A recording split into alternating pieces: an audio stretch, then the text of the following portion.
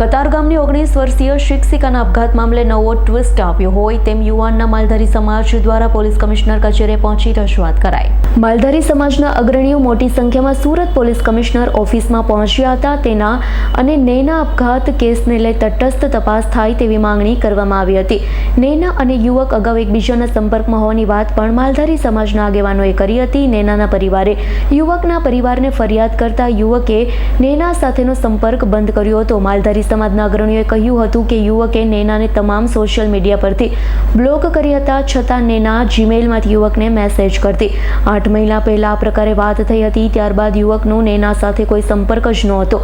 આ કેસમાં પોલીસે એક દ્રષ્ટિથી નહીં પરંતુ તટસ્થ તપાસ કરે તેવી સમાજ દ્વારા માંગણી છે। કેસને સમાજ લેવલે ન લઈ જઈ એક કેસને કેસની રીતે જોવામાં આવે તેવી માંગણી માલધારી સમાજે કરી હતી। તમારું નામ? મારું નામ સુરેશભાઈ મોતીભાઈ દેસાઈ છે। સુરેશભાઈ, રજૂઆત માટે આવ્યા છે, શું રજૂઆત છે?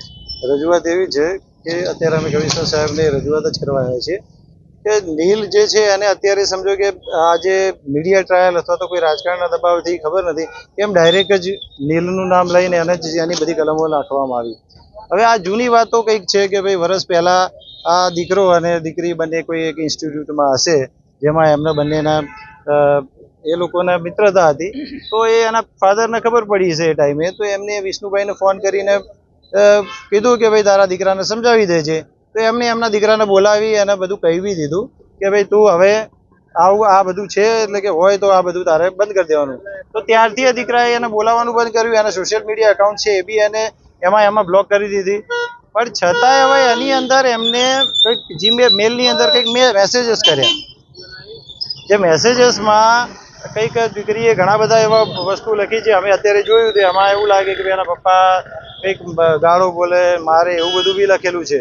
સત્ય શું છે તો આપણે તપાસનો વિષય છે। હવે આ 8 મહિનાથી જે એના કોન્ટેક્ટમાં નથી, જે એનો કોઈ કોન્ટેક્ટ નથી, એ દીકરા ઉપર આજે તમે આક્ષેપ મૂકીને એને સીધો મરવાનો એને મારી નાખે ભાઈ આના લીધે થયું, આ થયું, એ કઈ રીતે તમે ડાયરેક્ટ એવો આક્ષેપ કરી શકો? અમારું માંગ એક જ છે કે ભાઈ તટસ્થ તપાસ કરો। એના 8 મહિના દરમિયાન બીજું શું થઈ ગયું હોઈ શકે? ઘરમાં કંઈ ટોર્ચર હતું, શું હતું? એને દીકરીએ લખ્યું છે તો અમે અત્યારે મારી જોડે પુરાવા છે। હવે આપણે કોઈને કશું કહેવા માંગતા નથી, પણ આની તટસ્થ તપાસ કરી અને જે આનો ન્યાય જે રીતે અપાતો એ રીતે આપો। ખાલી આપણે અને કોઈ સમાજો વચ્ચે આપણે વિગ્રહ નથી કરવાનો।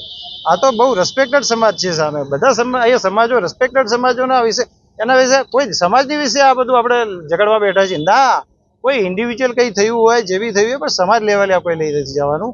આ વાત આટલે જ આની તટસ્થ તપાસ થાય એના માટે જ અમે આવ્યા છીએ। Bureau report S9 news Surat.